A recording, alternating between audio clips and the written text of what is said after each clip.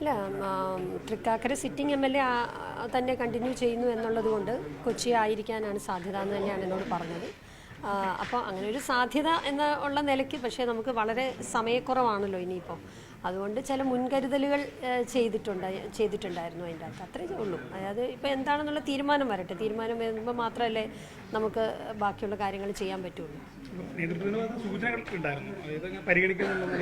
തീർച്ചയായിട്ടും അങ്ങനെ സൂചനകൾ ഉണ്ടായിരുന്നത് കൊണ്ടാണ്, സൂചന ഉണ്ടായിരുന്നു എന്നുള്ളത് കൊണ്ട് അത് കൺഫേംഡ് ആയി എന്നർത്ഥമില്ല.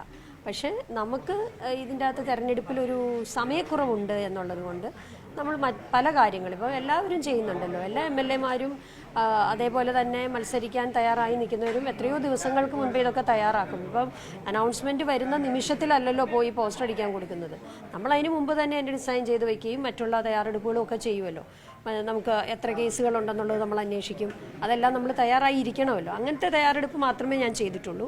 അത് പാർട്ടി ഒരു തീരുമാനം പറയുമ്പോൾ മാത്രമായിരിക്കും അടുത്ത ഒരു ഇതിലേക്ക് കടക്കുക.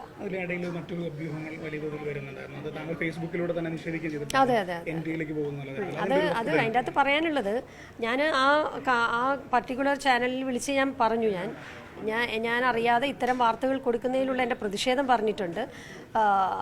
അത്തരത്തിലുള്ള ഒരു വാർത്തകളൊക്കെ എന്നെപ്പോലെ ഉത്തരവാദിത്തപ്പെട്ട ഒരു പോസ്റ്റിൽ ഉള്ള ഒരാളെ പറ്റി പറയുമ്പോൾ അത് അന്വേഷിച്ചിട്ട് കൊടുക്കേണ്ടതായിരുന്നു ആ മാധ്യമം. അതിനെക്കുറിച്ച് എനിക്കൊന്നും പറയാനില്ല.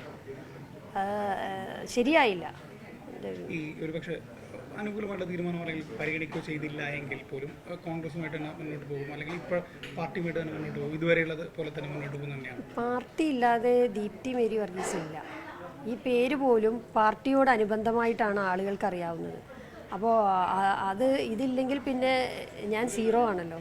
അതുകൊണ്ട് പാർട്ടി തന്നെയാണ് വലുത്. പാർട്ടി ഇതില്ലെങ്കിൽ നമ്മൾ പ്രവർത്തനങ്ങളുമായി മുമ്പോട്ട് പോകും. അതെ അതെ, മുന്നൊരുക്കം നടത്തിയതാണ്. മുന്നൊരുക്കം നടത്തണമല്ലോ. ആ നടത്തിയതിൽ ഒരു തെറ്റുമുണ്ടെന്ന് ഞാൻ കരുതുന്നില്ല. വളരെ കുറച്ച് സമയം ഇപ്രാവശ്യം തെരഞ്ഞെടുപ്പിലുള്ളൂ.